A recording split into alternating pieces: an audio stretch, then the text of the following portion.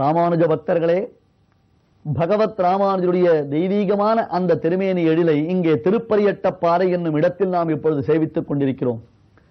சுவாமியினுடைய திருமேனிக்கு திருமஞ்சனம் செய்ய செய்ய செய்ய இந்த நம்பியாற்றின் தண்ணீரை எடுத்து சுவாமியினுடைய திருமேனியில் நாம் சேர்க்க சேர்க்க சேர்க்க ஆச்சரியமாக அந்த திருமேனி முழுவதும் சேவையாகின்றது. அவசியம் கட்டாயம் சென்று சேவியுங்கள். ஆனால் ஒரே ஒரு விண்ணப்பம், சேவிக்கிறேன் என்பதாக ஆரம்பித்து கல்பூரம் கொளுத்தி மஞ்சள் தடவி முகத்தை போட்டு வாழைப்பழ தோலை எடுத்து பிளாஸ்டிக் கவரை கொடுத்து நம்பியாற்றை குப்பையாக்கி விடாதீர்கள். பரம பரிசுத்தமாக தெளிந்த நீரூற்றாக உயர்ந்த மூலிகைகளை கொண்டு வாசனை மிக்க பரிமளம் மிக்க தீர்த்த விசேஷமாக நம்பியினுடைய திருவாராதனத்திற்கு உபயோகப்படும் தீர்த்த விசேஷமாக நம்முடைய நோய் நொடிகளை எல்லாம் தீர்க்கும் உத்தமமான ஒரு புண்ணியக்ஷேத்திரமாக இந்த இடம் விளங்கும் பொழுது இந்த தூய்மை பகுதியை காப்பாற்றுவது முழுக்க முழுக்க நம்முடைய பொறுப்பு.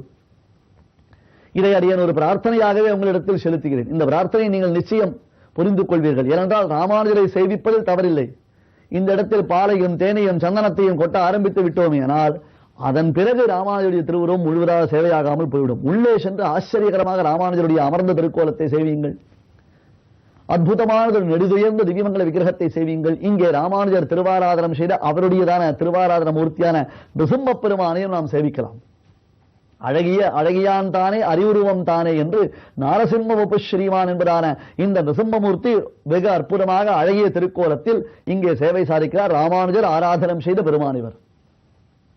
இந்த திருப்பரியட்டப்பாறை என்பது இந்த இடம்தான் சுவாமி ராமானுஜர் ஒரு கால விசேஷத்தில் திருவனந்தபுரத்தில் இருந்து திருக்குறுங்குடிக்கு நம்பியாரை அழைத்து வரப்பட்டவர்.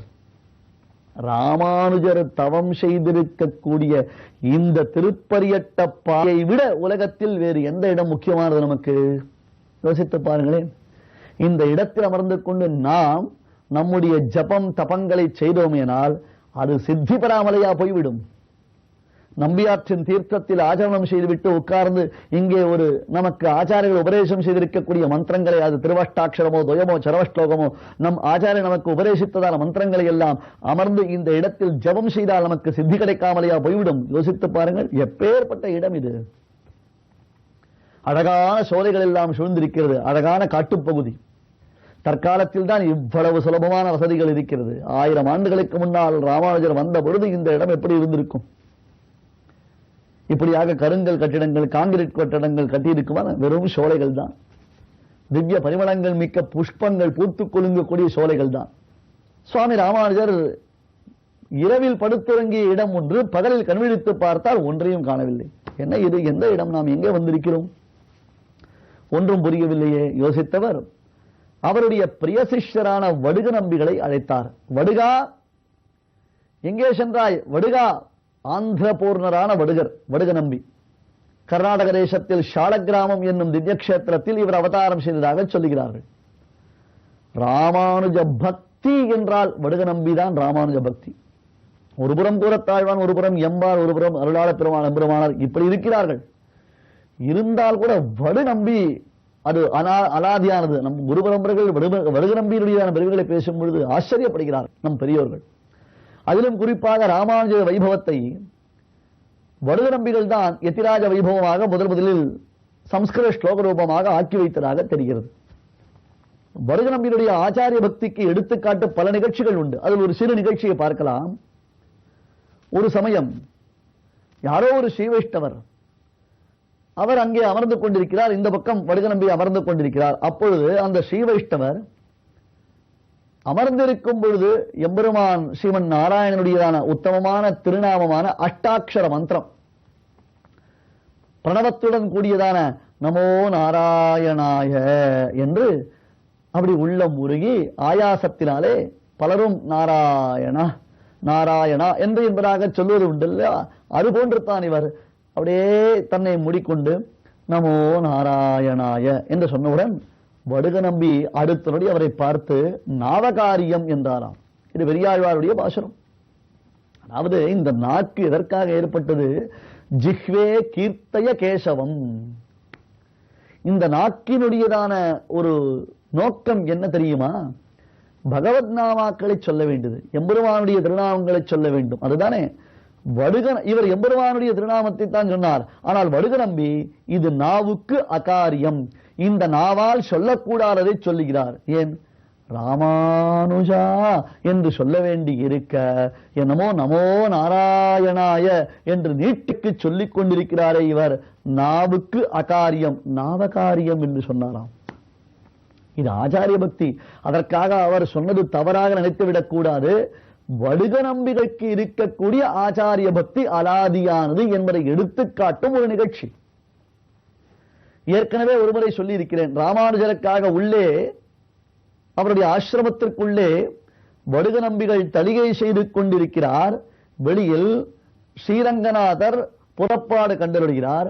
வாசலில், தன் மடத்தின் வாசலில் ராமானுஜர் ரங்கநாதனை சேவித்துக் கொண்டிருக்கும் பொழுது, வடுகா பெருமாள் எழுந்தருளுகிறார் சேவிக்கவா, வடுகா பெருமாள் எழுந்தருளுகிறார் சேவிக்கவா என்று அழைக்க, அதற்கு வடுக நம்பிகள் உள்ளிருந்து ஒரு வார்த்தை சொன்னாராம்.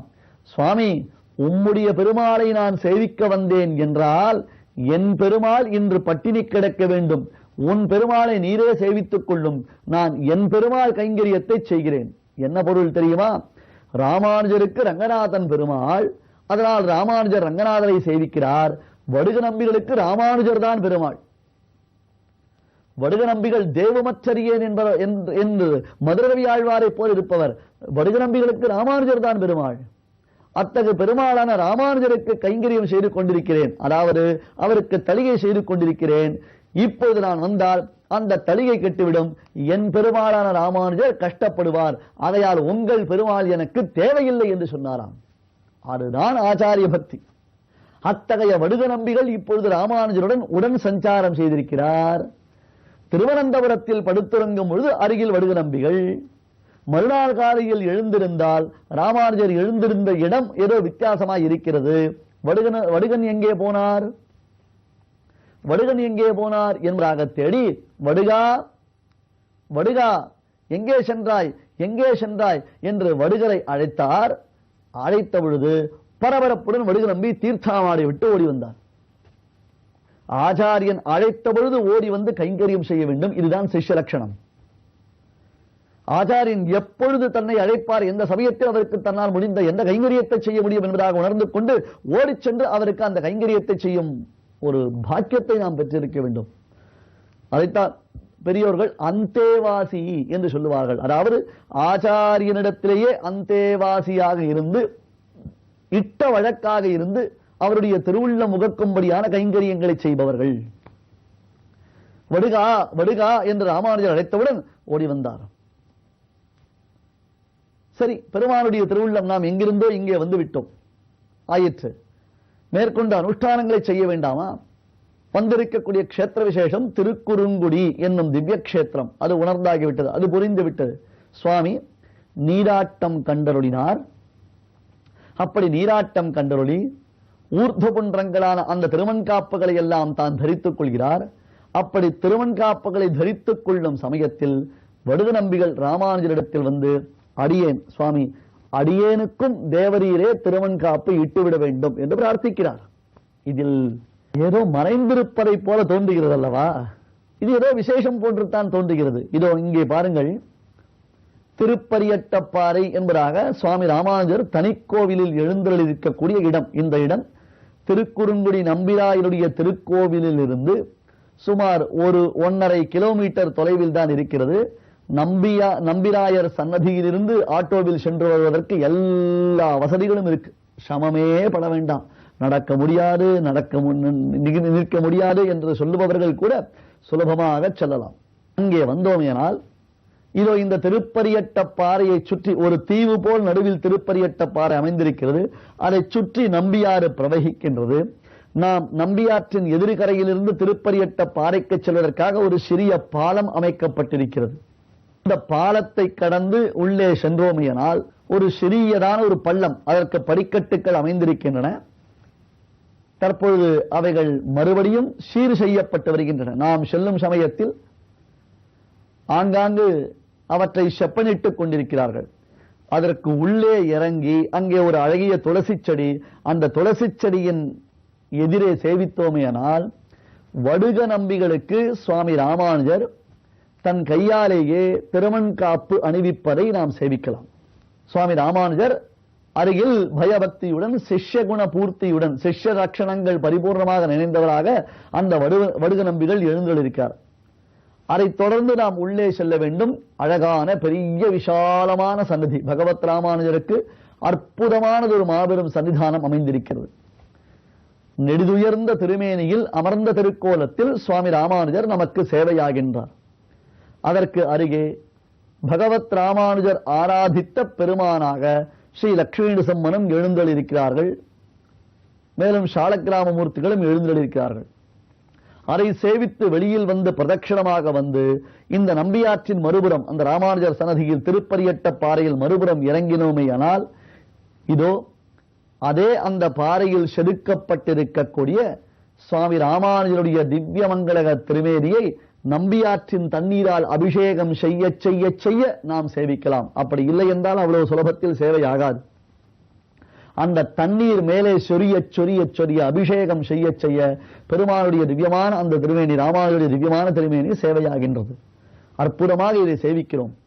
இப்படி வடுக நம்பிகளுக்கு திருமண்காப்பு இட்டு விட்டதான சுவாமி ராமானுஜர் அதன் பிறகு கிளம்பி நம்பிராயரை சேவிப்பதற்காக, அந்த திருக்குறுங்குடி உள்முகிலை சேவிப்பதற்காக, சுந்தர பரிபூர்ணன் வடிவழகிய நம்பியை சேவிப்பதற்காக, நன்கள் கோல திருக்குறுங்குடி நம்பியின் வடிவழகையை சேவிப்பதற்காக உள்ளே நுழைந்தார்.